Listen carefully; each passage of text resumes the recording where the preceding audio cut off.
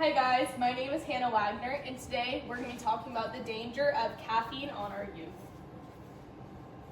So you guys might be wondering why I'm even here today, talking to you lovely people. And basically it's going to be because I believe the minimum legal age to purchase highly caffeinated energy drinks should be raised to 18. This is in order to protect teens' physical health, mental health, and the development of their brains. So let's start with a brief introduction of our problem today.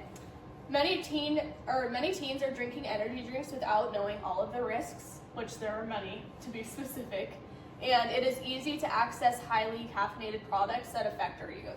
So we'll look a little bit today into how it's marketed towards teens specifically, and how, again, it's just super easy to buy these drinks. The big idea is going to change that purchase age to 18, and today we will go over the problem, then the solutions, and then our call to action.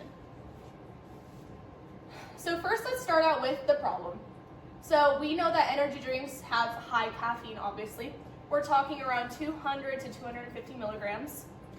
They have many stimulants, and they have a ton of sugar that our bodies do not need.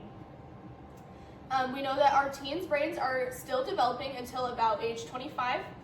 Their prefrontal cortex is still developing, and this prefrontal cortex is where we make our decisions. So caffeine is going to affect the prefrontal cortex, leading to impulsivity, interference with sleep. So a sleep disorder that's pretty common with high caffeine intake includes insomnia. We see difficulty with emotional regulation, anxiety, and more addictive behaviors. And this all comes from Advances in Science, Engineering, Technology journal. We also see an increase in cardiovascular problems, which is very scary because that is how we live. And just to give you guys a real life example, I found this case when I was researching for this presentation. It's about an 18-year-old who consumed about 50 caffeine tablets. For reference, each tablet had about 10 milligrams of caffeine. And basically he was just wanting to focus before school. So this 18-year-old ended up having a bunch of seizures, he went into cardiac arrest, and he ended up in the ICU. I want you guys to think about if you had a kid who really wanted to do well on an exam and took a bunch of caffeine and then somehow ended up in the ICU. It's really scary stuff, and he probably had no idea the risks that caffeine could have on our bodies. This is very scary because there's also no current age restrictions as to how much caffeine a teen can buy. Also, school reports do show that there is increased dependency and sleep disruption.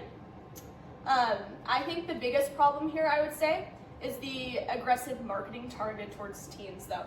So we see that about 46.5% of all ads are geared towards teens. And when you think about this, this makes sense because teens aren't sleeping a lot, they have school every day, they have sports, they're trying to get into college, so I understand why the caffeine intake is so high there. Okay. Some more of the additional risks include hormonal changes and susceptibility to obesity. They make more impulsive decisions, and early caffeine exposure is linked to long-term cognitive and health issues. Moving on to the smaller solutions, I made these to be like in a perfect world. So first we can start out with warning labels being more prominent. So actually Sarah Katz created the Caffeine Safety Act, which basically labeled every can of like a caffeinated drink with over 150 milligrams or about 150 milligrams of caffeine, and it gave all like the warning symptoms, and it made it big so you couldn't miss it. This was awesome, and this actually just comes straight from the House of Representatives. Yeah, pretty great act. I think this is a good step towards a solution. In a perfect world, obviously parent supervision of caffeine intake, but obviously we know not all parents are going to watch the caffeine intake of a kid, and they're not always going to know how much caffeine a kid is having. And obviously, voluntary manufacturer guidelines, meaning that companies should limit the amount of caffeine they put in their products, but this probably isn't going to happen either because it's not going to sell as well. So the main effective solution, I would say, is again to raise that minimum age to 18. This is going to protect our kids' brains and bodies. It's going to reduce impulsive purchases, And I also want you guys to think about the limits we have on alcohol and nicotine. Yeah, some international examples include England, Canada, and Norway. They all have this 18-year-old purchase limit, which is really cool to think about actually, and I think the United States should do the same thing. Something really cool is from Norwegian research journals. It shows that energy drinks on youth cause anxiety and cardiovascular effects, which is hence why they have this 18-year-old limit. All right, so for our call to action, I just want you guys to evaluate your personal use of caffeine. So it's found that the most common way to use caffeine is before exercising. And this is actually a good thing because if you have about under 100 milligrams, it's shown to increase oxygen muscle consumption, or saturation, sorry. It relieves pain and fatigue really quickly, and it increases your alertness. This all comes from the multidisciplinary approach journals.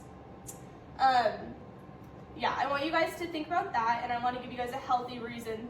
But the point of this is to ask you guys to reevaluate how much you drink, and then I want you guys to think about the pressure teens face and how they might feel like they need to drink more caffeine on a daily basis. So again, to get a little farther in this problem, we need to support local and state legislation to raise that purchase age.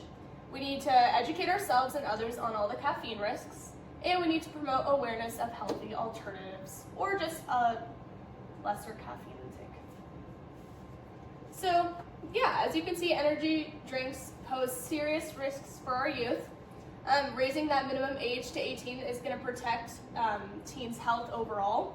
And I want you guys to think about the fact that if alcohol and nicotine can have age regulations, why doesn't caffeine have it as well? Thank you for listening. Have a great day, guys. Woo!